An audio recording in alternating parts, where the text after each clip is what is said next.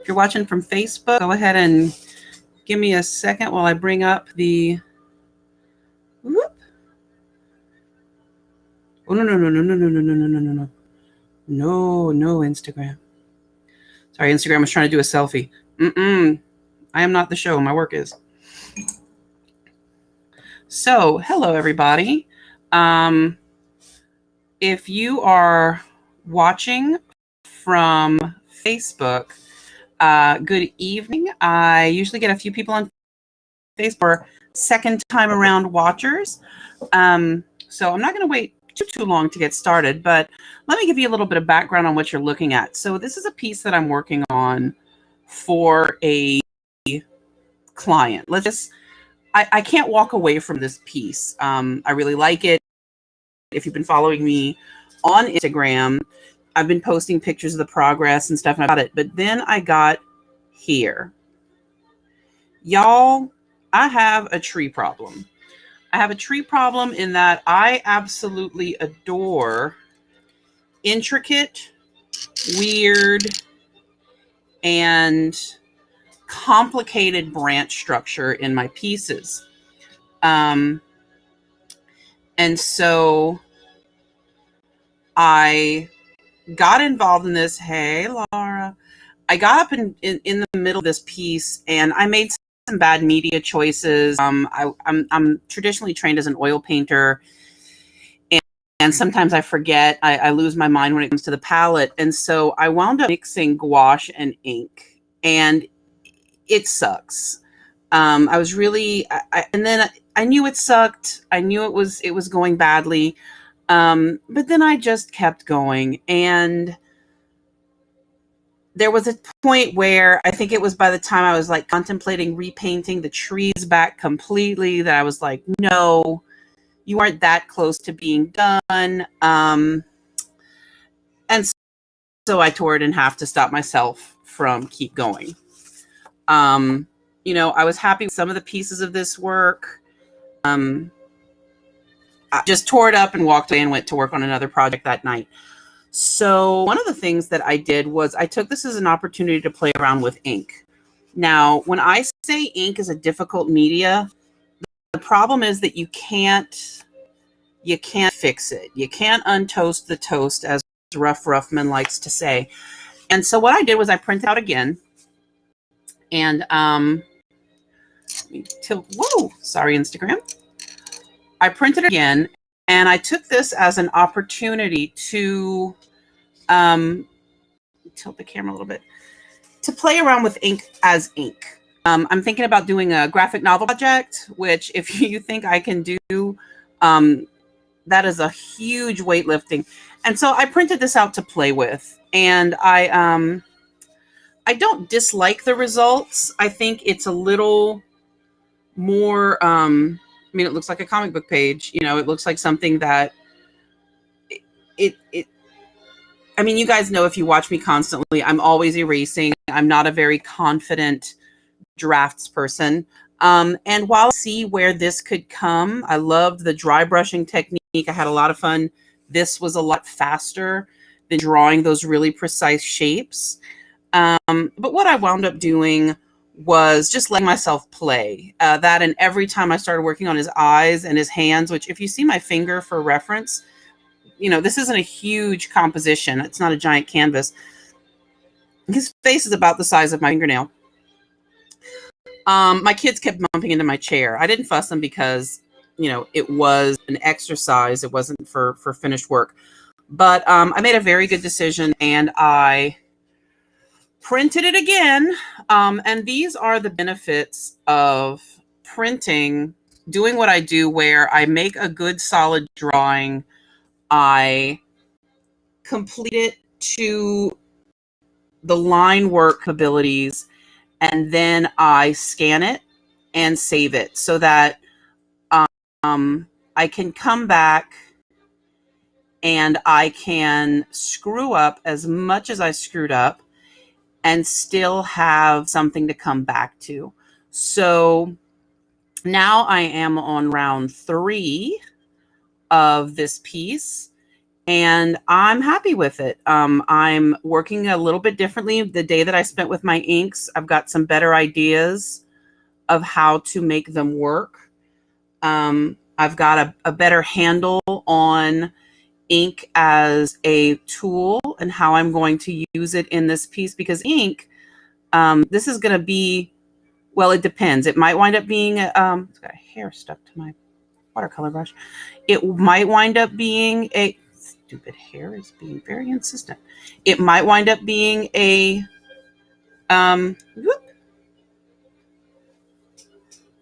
it might wind up being a finished piece in color. More likely it's going to be black and white. That's kind of up to the project this is for.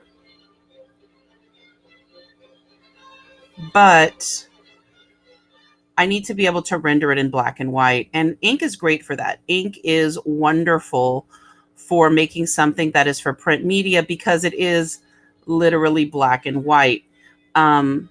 You know, it's a way to play around with it. Now, I like my tonal work. Again, this is one of those times where I didn't study ink in school. I didn't really use this as a media until I got to my own work and my own explorations. And that's another thing I want to talk about tonight. I felt myself falling down a pretty common I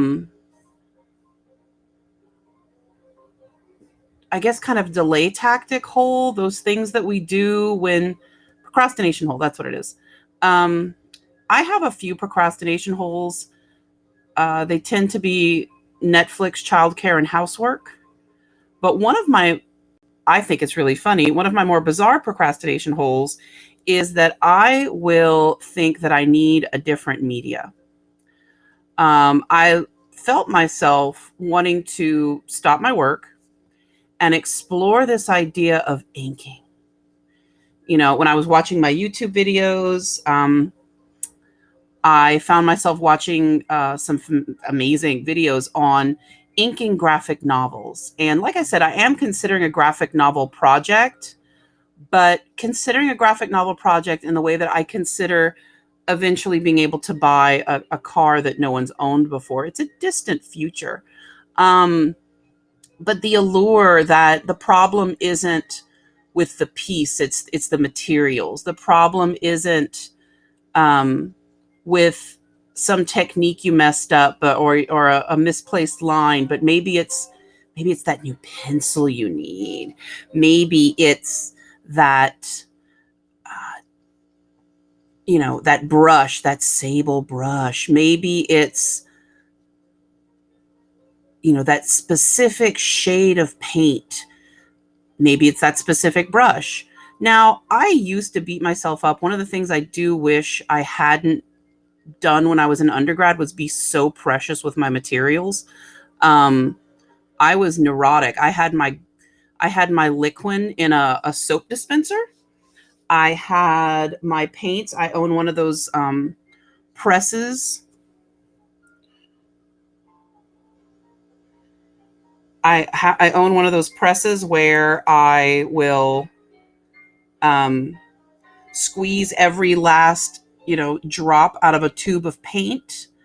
I am very conservative, and I still am to some degree, but I wish I wouldn't have been when I was an undergrad, because that is an exploratory phase.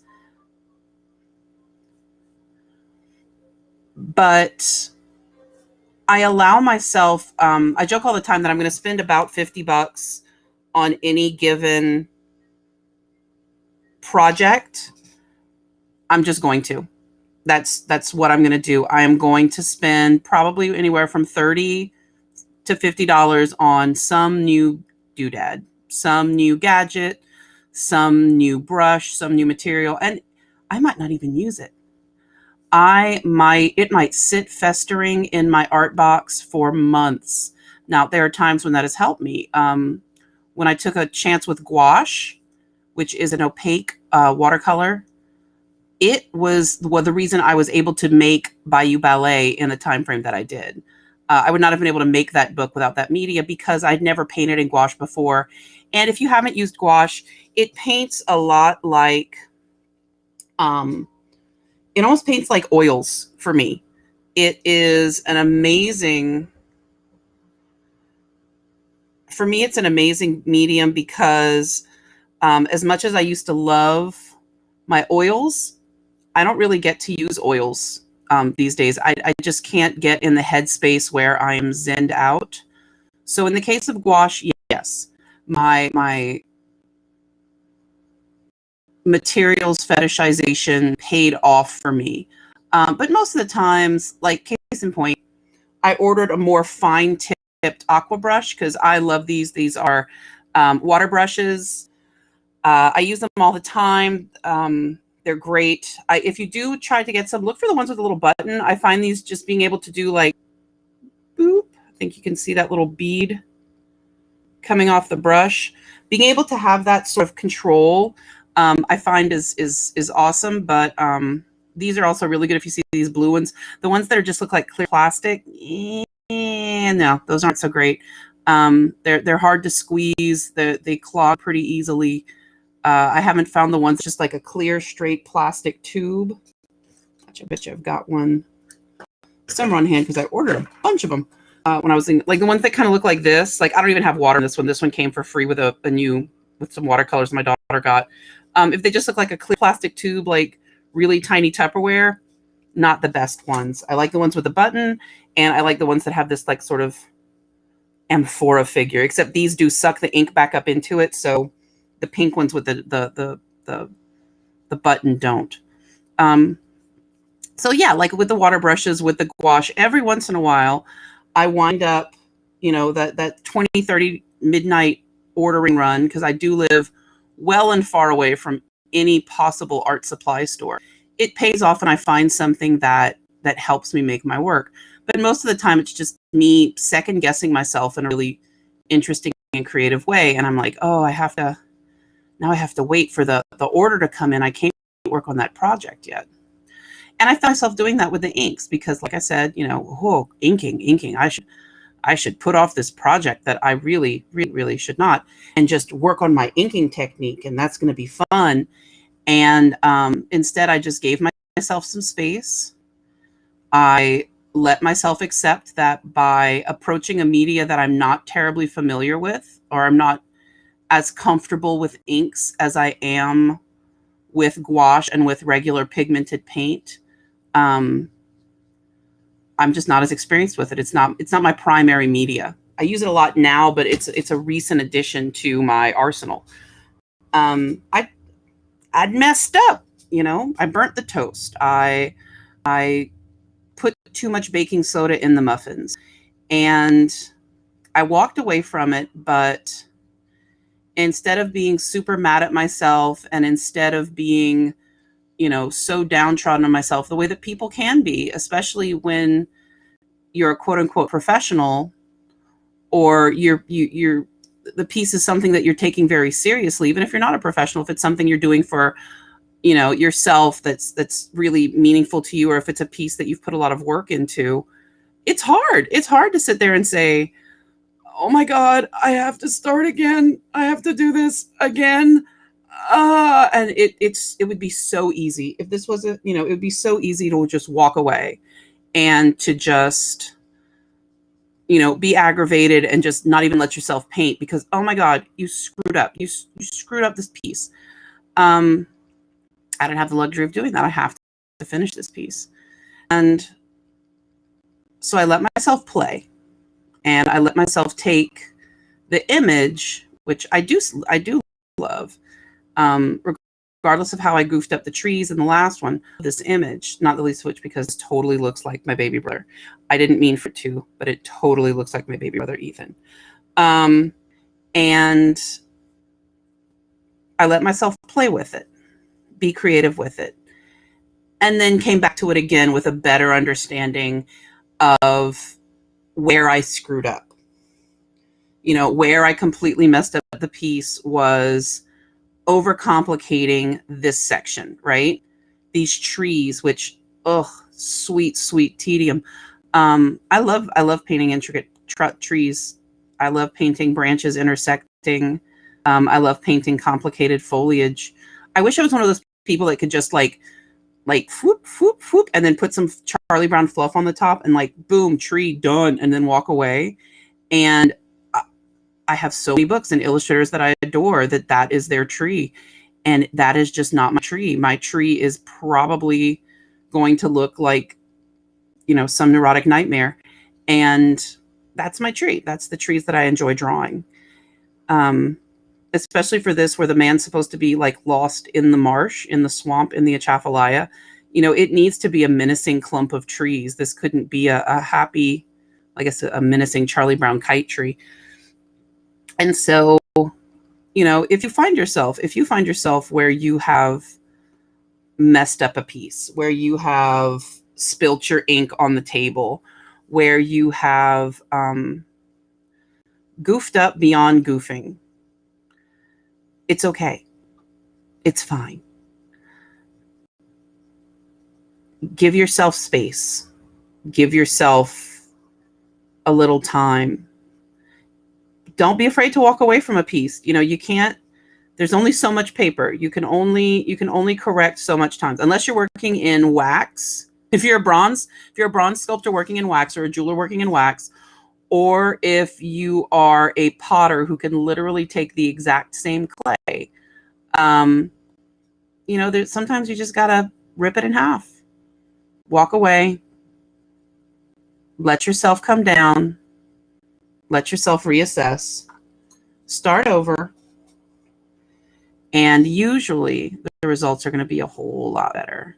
Like, I already like this. If anybody wants to check me and do a side-by-side comparison, when I was reprinting it, I took that chance to reassess the composition. I cropped out some of the extra stuff at the bottom. I enlarged this figure up here. If you're on Facebook, whoop, I enlarged this figure. I played around with the composition a little bit, but for the most part, it's the same. It's the same guy. It's the same composition. And you know what? In 3 or 4 hours that I was able to play around with just ink for ink's sake, as opposed to trying to learn on the job, those tutorials that I watched, those few YouTube tutorials, they taught me something, and I did learn from the process. So even though, the hours are a little thick. Uh-oh, I just got dog vated. I think my dog can open the back door of my studio now. I lost my train of thought. Oh no. Even though I can sit there and bemoan the hours of my life dedicated to a piece that I ultimately had to turn around and go back and do again. Okay. It's okay. I enjoyed it while I was doing it. I even enjoyed it after I'd screwed it up, and I kept trying to save it. And so if you find yourself where I was with something that you quote unquote ruined, it's okay.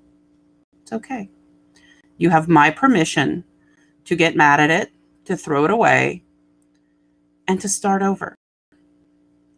Because if we hold on to those images, those projects that we know are beyond saving, as opposed to letting ourselves go forward, that's when we get stuck. That's when we define ourselves as failures, and that's when we stop growing as artists. You have to let yourself move forward. And with that, I think I am about at my my usual length of video, about as long as anybody wants to listen to me. So go ahead and follow me on Instagram. I am The Fable Painter, at LexiBraud, BRAUD. Or if you find me on Facebook, go ahead and you can follow me on Facebook. It's not too far in the rabbit hole to find my professional page. And that's how you can keep up with everything. I got my COVID shot today. World's opening back up. Things are moving, people. Get in on the ground floor. Go ahead and give me a follow. If you really like what you're watching, share this out. Spread the word about this crazy Cajun lady who is making very interesting artwork and telling very strange stories every Friday night and beyond, man. So y'all stay healthy, keep wearing your masks, even if you've gotten your shot. Just set a good example for those poor people who don't qualify for the health ramifications. Never been so grateful to be chubby in all my life. Oh, and if anybody cares, here's the new tattoo. That's what I was doing last Friday. Il était une fois, once upon a time, en français. So, bonne nuit, mon frère. Bonsoir, and I will see you guys next week.